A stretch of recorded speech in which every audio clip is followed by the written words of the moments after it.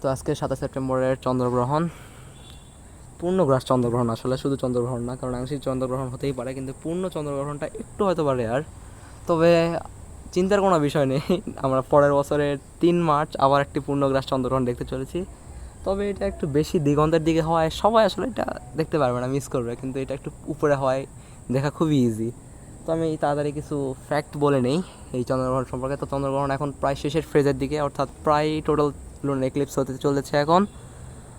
আর সূর্য থেকে আগত সব আলোগুলো পৃথিবীর বায়ুমণ্ডলে বাধাপ্রাপ্ত হয়ে চাঁদে যাচ্ছে, অর্থাৎ বায়ুমণ্ডলের রং নীল হওয়ায় সকল লাল কালারের আলোগুলো চাঁদে চলে যাচ্ছে, ফলে চাঁদটা লালচে হয়ে যাচ্ছে, যাকে তাই জন্য নেটিভ আমেরিকানরা একটা ব্লাড মুন বলে।